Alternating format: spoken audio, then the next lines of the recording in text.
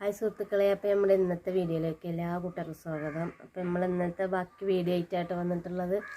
അപ്പോൾ എല്ലാവരും വീഡിയോ ഒക്കെ കണ്ടിട്ട് അഭിപ്രായങ്ങൾ പറയുക. അതുപോലെ അഭിപ്രായം മാത്രം പോരട്ടോ, ലൈക്കും വേണം, സബും വേണം. ഓക്കെ, അപ്പോൾ എല്ലാവരും വീഡിയോ ഒന്ന് കണ്ടോക്കിട്ടോ.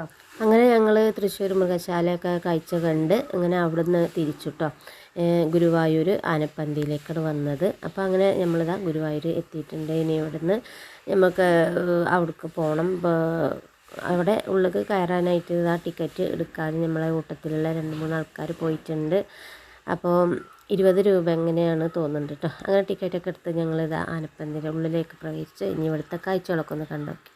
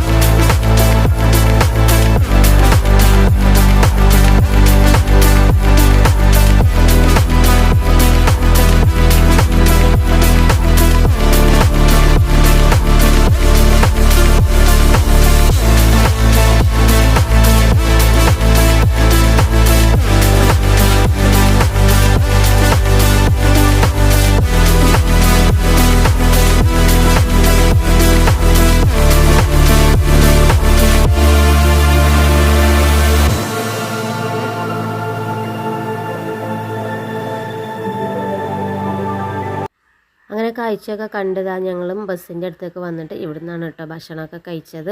ഭക്ഷണം കഴിച്ചിന് നേരെ ഞങ്ങൾ ചാവക്കാട് ബീച്ച് അതുപോലെ നമ്മളെ അക്വേറിയമൊക്കെ കാണാനായിട്ട് അങ്ങോട്ടാണ് കേട്ടോ പോണത്.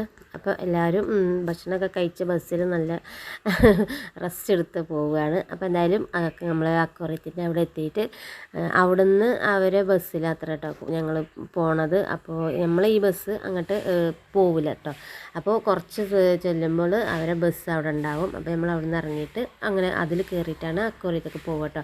അപ്പോൾ അതാ ഞങ്ങളെ ബസ് അവിടെ നിർത്തി നമ്മൾ ഈ ബസ്സിലാണ് കേട്ടോ പോണതിന് അങ്ങോട്ട്.